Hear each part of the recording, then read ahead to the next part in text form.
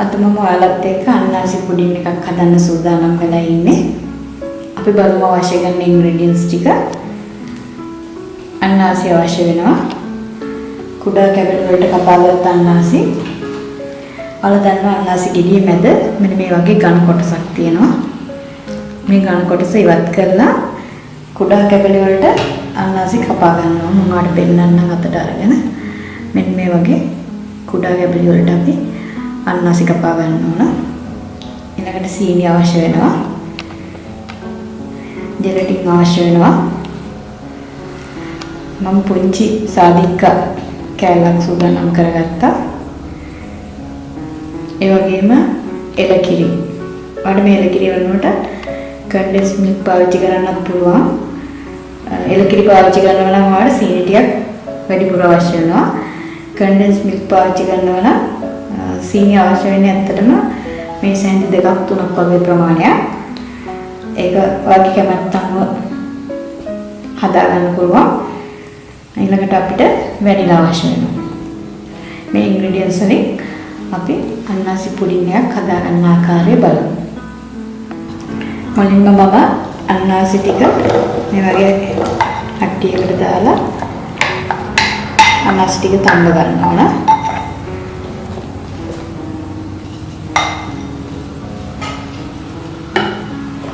පොඩ් කරමු.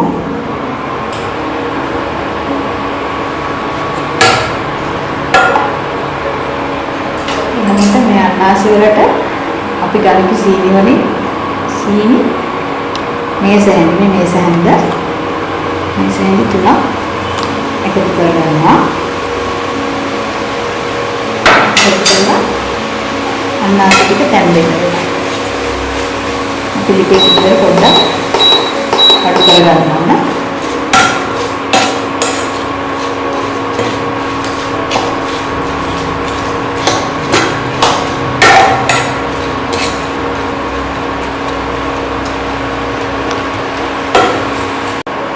අපි අන්නාසි ටික වහලා පොඩි වෙලාවක් තඹගත්තා.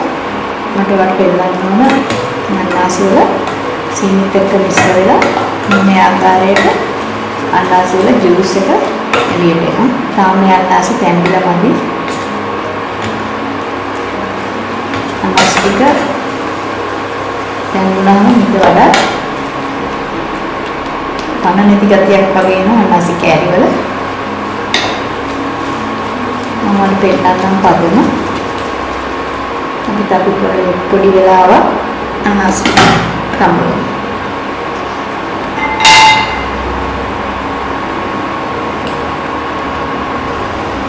දැන් විනාඩි 5ක් විතර වම්ම ගනික අන්නාසි ටික අපිට පෙන්නනවා. අපි වීඩියෝ එකක් කරගත්තා.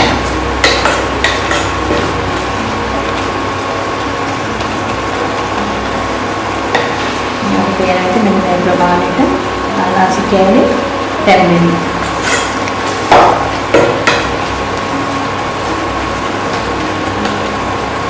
මේ ප්‍රමාණයට අන්නාසි ටික දැම්මම අපි ලිපෝට් කරලා අන්නාසි ටික නිවෙන්න තියලා.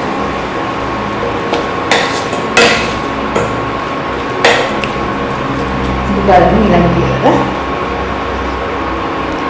ඊළඟට අපි යන්කු එලකිරි ටික මේ විදිහට පොට් එකකට දාලා මේක රත් කරගන්න. මේක මේ විදිහට තමයි රත් කරගන්නේ.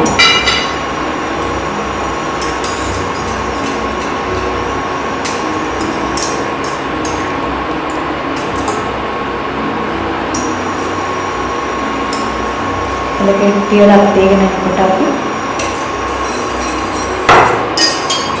උඹට හැදි ගන්නවා නැත්නම් කිරිටික කැටි හැදිනවා.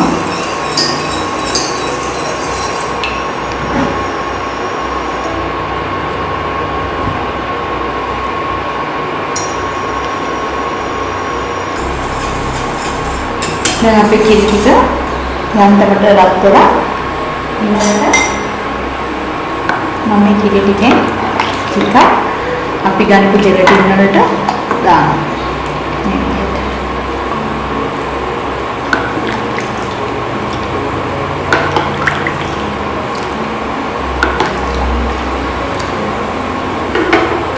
ගාලා මේ ආකාරයට අපේ ජෙලටින් ටික දී කර ගන්නවා මේක. කැටි නොහිටින්න දී කර ගන්නවා හොඳට. සාමාන්‍යයෙන් අපි ජෙලටින් දී කරන්නේ ඩබල් බොයිල් කරලා ඒවට රස්නේ වතුරක රස්නේ කිරියක ජෙලටින් දී කර ගන්න පුළුවන් ගැටලුවක් නෑ. දැන් අපේ කිරි ටික මේ වගේ ලාවට රස්නේ වේගෙන එනකොට මම ඒකට සීනි ටික මිශ්‍ර කරනවා. සීනි ටික මිශ්‍ර කරලා හොඳට හැදි ගන්නවා. කිරි නටන්න අවශ්‍ය වෙන්නේ නැහැ. සාමාන්‍ය රසකට ආවමදී මම සීනි ටික දියවනකොට දී කරගන්න ජෙලටින් ටික මේකට පොඩ මිශ්‍ර කරලා හොඳින් හැදි ගන්නවා.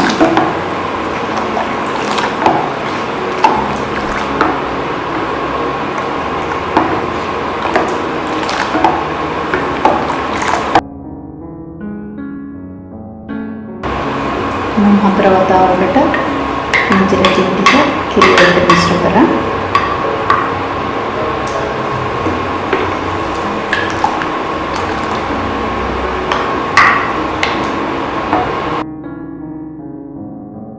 දැන් අපි ලිප ඔෆ් කරනවා. ලිප මතක තියාගන්න අඩු ගින්දරේ මේ කිරි ටික අපි රත් කරගන්න. ගින්දර වැඩි කරගන්න එපා. කිරි ගන්නත් පුළුවන්. මේ කිරි වල වැඩි රසණයක් අවශ්‍ය වෙන්නේ නැහැ මේ පුඩින් එකට. දැන් මම ලිප ඔෆ් කරනවා. ලිප ඔෆ් කරලා මම මේ කිරි එක විනාඩි 5ක් විතර හැඳි ගාලා හොඳින් නිවෙන්න තියාගන්නවා. අපි අන්නාසි ගත්ත අපි නිවෙන්න තියාගත්තා. කිරි එකත් මේ ආකාරයට හැඳි ගාලා නිවෙන්න තියාගන්න. දැන් අපි අපේ කිරි ටික හොඳින් නිවාගත්තා. ඔයාලට පේන නැති ඇඟිල්ල දාන්න පුළුවන් ප්‍රමාණයට මෙහෙලා තියෙන්නේ. මේ වෙලාවේ මම වැනිලා ටිකක් මිශ්‍ර කර ගන්නවා.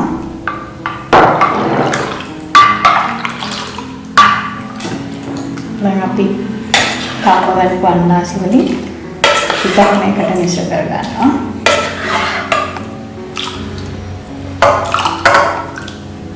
ටිකක් ඉතුරු කර ගන්නවා. පාන් කරලා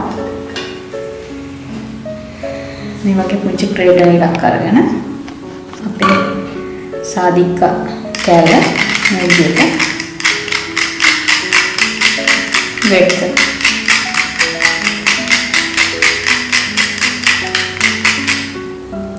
වැඩි දාන්න නැහැ, පොඩ්ඩයි දාන්නේ. සාදික්කා දාන්නේ මේ කිරි වල තියෙන කොලෙස්ටරෝල් බර්න් වෙන්න සාදික්කවල ලොකු උදව්වක් වෙන නිසා. දැන් අපි හදාගත් කිරි මිශ්‍රණය මෙන්න මේ ආකාරයට ප්‍රවේශමෙන් මේ වගේ පුඩින් තැටියකට දාගන්න ඕනේ.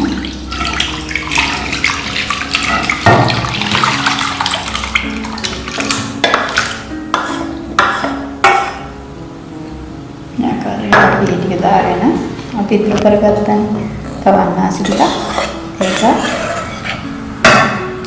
මේ විදිහට අතුර ගන්නවා.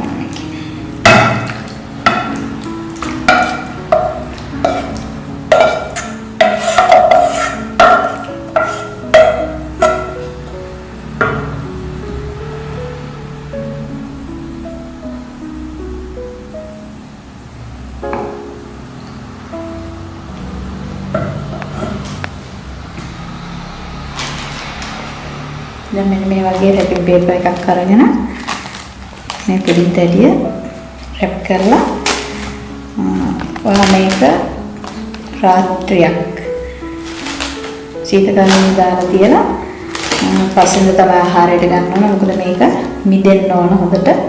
මිදුනම තමයි රස. මේ අපි ඊයේ හදාගත් අපේ පුඩින් එක අන්නාසි පුඩින් එක සීතකරණේ ඉහළ අපි ගත්තේ අර පේනකේ මේක හොඳට මිදිලා තියෙන්නේ. මේ බලන්න හොඳින් මිදිලා. දැන් අපි මේක සර්ව් කරන්න ඕන. මම ඔයාලට කෑල්ලක් කපලා පෙන්නන්නම් මේකේ.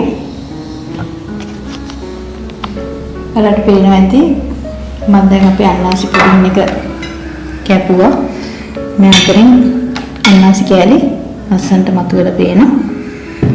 මම ඔයාලට පෙන්නන්නම් මම කපාගන්න අන්නාසි පුඩින් එක. මෙතන මම පොඩ්ඩක් කපන්න ගියාම නම් අමාරුයි. අන්නාසි කෑලි එළියට එනවා. එතකොට හැඩය ගොඩක් ලස්සනට එන්නේ නැහැ. මේ විදිහට පුළුවන් ඔයාලට අන්නාසි පුඩින් එකක් හදාගන්න. මේක ඇත්තටම හරිම රසයි. මමත් දැන් පොඩ්ඩක් කාලා බැලුවා. ඔයාලට පුළුවන් ඔයාගේ පවුලේ උදවියත් එක්ක මේ වගේ අන්නාසි පුඩින් එකක් හදලා රස විඳින්න. මේ වගේම රසවත් වීඩියෝ එකකින් අපි ආයෙත් හමු වෙමු. ආයුබෝවන්.